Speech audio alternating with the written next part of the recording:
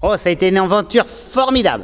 Grâce aux enfants et à leur perspicacité, nous avons retrouvé le petit Missoulet, le chat de la mère Michel. Depuis 200 ans, le théâtre de Guignol fait rire des générations de gosses. Il traverse les âges et un de ces passeurs de la tradition s'appelle Bruno Prin. Il perpétue depuis toujours la tradition du Guignol. Le texte que j'ai repris moi date de 1945 et j'ai modifié pas mal de choses dessus.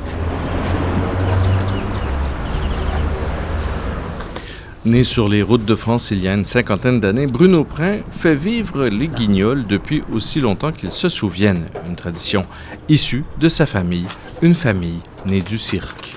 Le guignol, c'est mon grand-père qui m'a appris le guignol.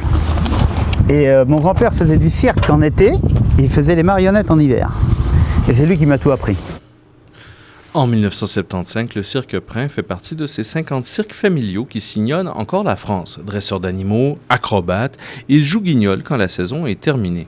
Bruno et ses 5 frères et sœurs jouent sous le chapiteau. Ils sont la 6e génération de gens du cirque, une tradition qu'il transmet à ses enfants.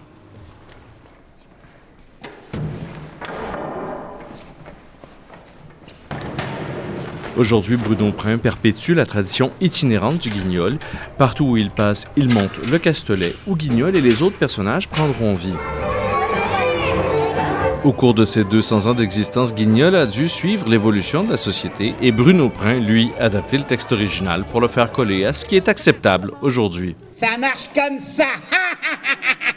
L'origine, c'était vraiment une potence et on pendait le gendarme à l'époque. Donc, c'est déontologiquement, c'est pas correct.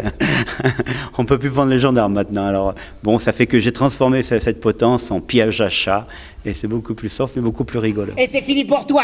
Oh oui. Oh ben si j'aurais su, j'aurais pas venu. Tiens. Oh.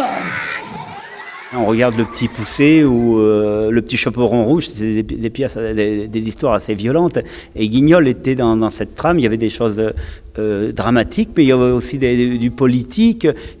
Tout passait par le Guignol. Il y a 200 ans en arrière, c'était même par là où passait la contestation.